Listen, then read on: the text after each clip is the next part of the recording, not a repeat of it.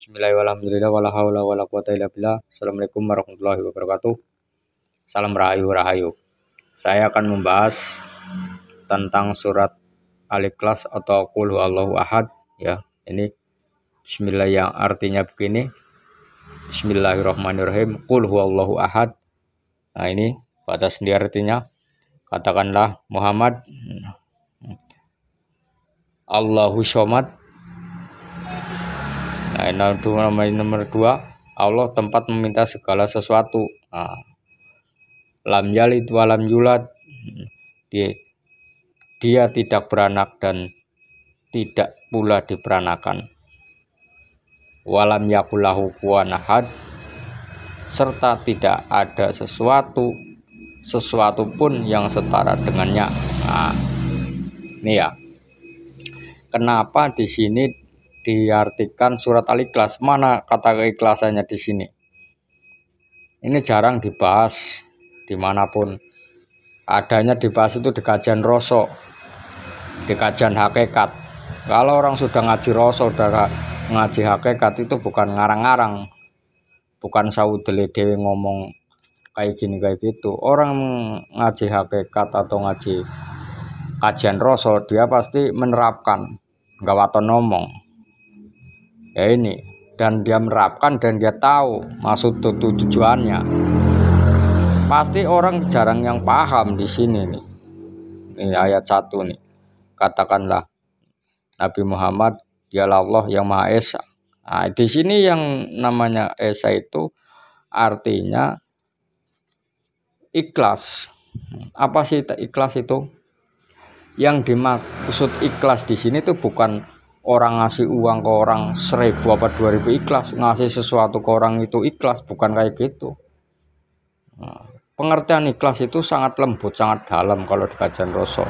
Maksudnya di sini, yang nama ikhlas itu ikhlas kepada Allah, bukan kepada manusia doang. Nah, ikhlas kepada seluruh makhluk. Nah, terutama itu ikhlas kepada Allah. Gimana kok ikhlas kepada Allah? Ya di sini yang dimaksud ikhlas kepada Allah yaitu tidak ada keakuan di dalam diri kita. Loh, kok maksudnya gimana tidak ada keakuan di dalam diri kita? Yang namanya tidak ada keakuan di diri kita itu adalah satu contoh, kita misalkan punya domba. Itu domba titipan Allah. Misalkan kita punya mobil, itu mobil titipan Allah, bukan milik kita. Punya rumah itu titipan Allah, bukan rumah kita. Nah, itu namanya ikhlas. Tidak ada keakuan, bukannya. Itu tidak ada keakuan. Semata-mata itu titipan Allah. Gampang ngomong seperti itu, banyak orang ngomong seperti itu, gampang. Tapi tidak dengan rasa. Artinya kalau tidak dengan rasa berarti tidak menjalankan sepenuhnya. Satu contoh, misalkan ngomong saya punya domba, ya ibaratnya ini bukan domba saya dititipin sama Allah. Nah, tapi kalau domba itu diambil sama Allah sewaktu-waktu, dia marah-marah, misalkan nesu-nesu, tidak ikhlas, nah itu bukan berarti dia tidak menerapkan keakuan di dirinya. Berarti dia belum mengikhlaskan keakuan di dirinya, bukan menerapkan ya. Dia tidak menerapkan keikhlasan yang di dalam dirinya.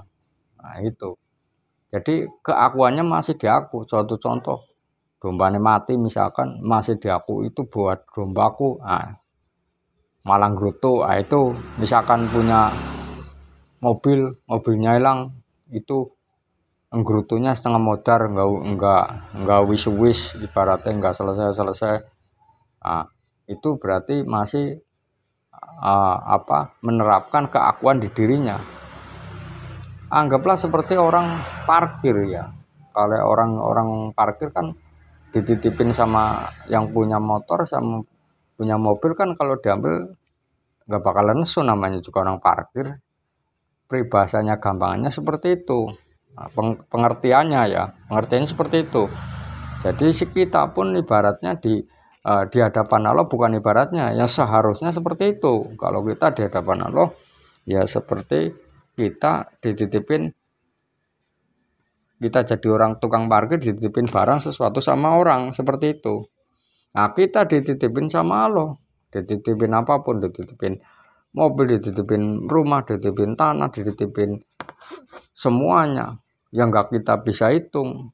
Nah itu namanya keikhlasan. Makanya proses mengaji satu surat segini itu prosesnya bertahun-tahun. Nah, bukan mudah. Nah, siapa bilang ngomong mudah kalau cuma dibaca aja, buat apa yang kayak gini 15 menit aja hafal. Bukan itu, ya diterapkan keikhlasan itu. Jangan sekali-kali mengaku kepunyaan Allah, intinya seperti itu. Sedangkan diri kita aja kita nggak punya. Nah, loh, diri kita kok kita nggak punya? Ya nggak punya, yang punya Allah. Ya satu contoh, kalau kita nggak dikasih sir sama Allah, nggak dikasih napas sama Allah, sirnya itu nggak ada, kita jadi bangke. Nah itu makanya bisa menerapkan seperti itu, kita bisa ngomong kayak gini, itu Allah yang gerakin. Kita bisa napas seperti ini, itu Allah yang gerakin, bukan kita semau kita, bukan. Nah, itu Allah. Kalau secara hakikatnya yang penuh full seperti itu. Kalau secara syariat yaitu apa diri kita, apa diri kita, padahal kita nggak bisa apa-apa, apalagi barang-barang lah. Sedangkan diri kita aja kita nggak ada, kita nggak punya. Nah, kalau sirnya diambil, kita punya apa? Punya raga, bisa jagain raganya jadi bangke. Ayo, itulah makanya semua manusia di hadapan Allah itu tidak ada apa-apanya. Makanya semua manusia itu di hadapan Allah yang paling mulia itu yaitu inna akramakum indallahi akrakum. Seperti itu. Bukan manusia yang, enggak ada manusia yang paling hebat atau paling sakti, paling pinter, enggak ada. Kalau di hadapan Allah yang garis lurus. Nah, makanya saya bilang ya. Makanya kalau orang sudah mengaji hakikat, mengaji rasa, itu udah tahu semuanya, karena Allah yang ngasih tahu, bukan diri kita. Nah, bukan diri kita yang punya, yang bisa kayak gini tuh Allah, bukan diri kita. Jadinya kita nggak bisa ngapa-ngapa. Kalau kita nggak digerakin sama Allah, ngomong aja nggak bisa. Contoh aja orang tuh lihat orang orang stroke, ngomong kayak gitu, nggak bisa omong, menceng, merot. Nah, itu berarti kenikmatannya sudah diambil sama Allah, seperti itu. Nah, itu satu gambaran buat pelajaran, itu banyak pengertiannya. Mengaji di dalam rasa ini satu surat kayak gini pemahamannya sangat banyak. Belum lagi yang ayat terakhir, dan tidak ada yang setara sama Allah. Nah itu, jadi Allah tidak bisa disamain dengan siapapun. Allah ya Allah. Nah, seperti itu. Makanya kalau ada di serat Gandul Kotoloco apa itu, di saraf kitab Kotoloco apa kata Gandul Kotoloco itu serat apa itulah, saya nggak begitu paham, bukan kajian saya itu katanya Allah bisa seperti Allah itu nggak bisa disamain dengan siapapun. Nah sini kan sudah dijelaskan tidak bisa disamain dengan siapapun, tidak ada yang setara dengannya, seperti itu. Ini kembali lagi ke ayat pertama ya. Makanya menerapkan, sedangkan ngamalin bismillah aja ini prosesnya berbulan-bulan. Mengamalkan surat Al-Ikhlas prosesnya bertahun-tahun, seperti itu. Bertahun-tahunnya itu yang namanya menerapkan ikhlasnya. Bukan membaca kayak gini. Kalau cuman membaca Al-Quran mangkul, fasih, tajwid, panjang pendeknya jelas, makhrajnya jelas, kol-kolannya jelas, itu gampang. Kalau cuman baca kayak gitu, itu namanya baru baca, belum mengamalkan yang namanya surat Al-Ikhlas. Kalau sudah mengamalkannya namanya ngaji rasa. Itu baru. Makanya kenapa orang bisa qiraah, bisa ngelakuin sholat sehari semalam sampai tambahin sholat tahajud, sholat sunnah, kadang-kadang kelakuannya masih rakus dunia, masih sana sini, karena dia tidak mengaji rasa. Jadi Al-Quran itu cuma buat bacaan, buat nyanyian. Kalau menurut saya seperti itu. Bukan diamalkan sebenarnya. Kalau mengamalkan sebenarnya ya seperti ini. Kayak gitu. Diamalkan, diterapkan. Makanya prosesnya bertahun-tahun. Kata ikhlas saja bertahun-tahun. Jangan anggap remeh ini. Oh itu loh. Kalau nggak percaya silakan praktekkan kata ikhlas itu. Coba kembali aja ke rasa. Kamu coba. Kamu kehilangan barang sesuatu, pasti kamu nesu-nesu, bakal gerutu, nggak wis-wis. Itu namanya nggak masuk ke dalam surat Al-Ikhlas, nggak namanya nggak merapkan ini kata ikhlas. Nah itu tidak masih menganggap ini punyaku, ini punyaku, ini punyaku. Nggak berarti kan belum menghilangkan keakuan di diri kita. Sedangkan diri kita aja itu nggak ada. Nah, itu sejatinya yang ada ya Allah. Bukan kita jadi Allah. Kalau kita jadi Allah nggak seperti itu, kita nggak jadi Allah. Kalau orang salah paham, kita yang ada hanya Allah, dikirain kita jadi Allah. Wis goblok meneh ngono kuwi. Orang nggak nangkep otaknya itu. Makanya kalau yang namanya belajar di spiritual, supranatural, kalau orang sudah masuk supranatural, saya rasa dia tidak akan kembali kepada spiritual. Sangat susah. Satu contoh, orang supranatural kebanyakan dia bilang ini saya pasrah sama Allah, saya minta sama Allah. Kalau menurut saya omong kosong, minta sama Allah itu hanya 50%, 50% minta sama kodam. Ya kalau supranatural nggak dibantu sama kodam, dia nggak bakalan jalan. Itulah manusia tidak ada apa-apanya. Ya makanya mendekati Allah itu sangat susah, tidak mudah. Wani mati sajrone urip. Sedangkan Nabi Muhammad aja susah terus. Itu satu contoh, satu gambaran bahwa Nabi Muhammad aja mati sajrone urip. Kita bisa nyontoh Nabi Muhammad enggak mati sajrone urip, berani enggak? Orang zaman-zaman sekarang kan enggak, jarang yang bisa berani seperti itu, banyakan cuma nyanyi. Al-Quran buat hafal-hafalan, buat qiraah, bagus, tapi cuma jangan dia dinyanyikan, dia praktekkan yang benar, jadi nggak salah kaprah. Seperti itu. Jadi kalau orang sudah ngaji rasa itu tidak main-main, bukan hanya buat nyanyian kayak syariat. Makanya saya bilang, kalau orang sudah masuk supranatural, dia nggak bakalan kembali ke spiritual. Karena apa ya? Karena sudah nyenyak. Kecuali dia dapat hidayah sama Allah, wallahu alam. Satu contoh di spiritual kita menerapkan nyuruh kodam.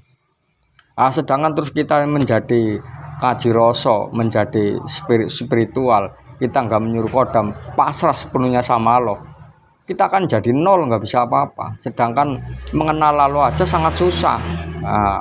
Apalagi sudah jadi spiritual kembali ke Allah, itu perlu tobat. Jadi supranatural, bukan spiritual ya. Kalau sudah jadi supranatural kembali ke Allah, ya harus tobat sepenuhnya, harus menghilangkan kodam itu. Tidak boleh menyuruh sesuatu yang selain manusia. Kalau kita nyuruh manusia boleh, kalau kita menyuruh bangsa jin nggak boleh. Kalau garis lurus secara Al-Quran, secara hakikat, secara kajian rasa. Tapi sebagian ulama boleh itu meminta sama bangsa jin, menyuruh bangsa jin boleh. Ada yang boleh, ada yang tidak. Kita mau ngikut kiai atau mengikut Allah. Kalau prinsip saya, menurut saya yang bagus ya kembali dengan Al-Quran. Kalau Al-Quran memang tidak boleh, ya sudah. Itu. Ya kalau gitu Nabi Sulaiman aja dia menyuruh bangsa jin. Nabi Sulaiman menyuruh bangsa jin itu atas kehendak Allah. Kita tidak diwenangkan sama Allah. Yang diwenangkan itu Nabi Sulaiman, bukan manusia, karena dia nabi, sudah dikasih ilham sama Allah. Sudah dikasih mandat. Nah kalau kita tidak bisa, itu makanya kalau belajar di supranatural, dia nyenyak di situ, dia nggak bakal kembali kepada Allah. Ngomongnya bener, sholat, orang sholat, nyuruh doa kepada Allah, tapi dia sejatinya satu contoh mengongkon kodam. Nah itu yang tidak boleh. Nah, ya kalau sebagian kiai, sebagian orang-orang itu boleh katanya, tapi kalau garis lurus itu tidak boleh. Nah, itu akan kajian Rasul. Makanya kita kan kembali mendekati Allah itu sangat susah. Belajar satu surat ini prosesnya bertahun-tahun. Sedangkan Nabi Muhammad aja nggak enak dalam hidupnya, dia menikmati sajroning urip seperti itu. Oke ya, ini buat kajian hari ini, hanya buat pengalaman. Untuk makanya spiritual dengan supernatural itu sangat beda itu. Oke, hanya itu aja. Salam dari saya, mudah-mudahan bisa bermanfaat. Yang tidak bermanfaat nggak usah diambil, ambil yang positifnya aja. Saya tidak menggurui, hanya saya berbagi rasa.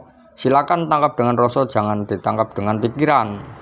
Tangkap dengan pikiran, masukkanlah ke rasa. Nyambung rasa enggak, kalau nggak nyambung rasa nggak usah didengerin, nggak usah dipikirin, buang aja, gitu aja. Oke, salam rahayu, rahayu, rahayu. Assalamualaikum warahmatullahi wabarakatuh.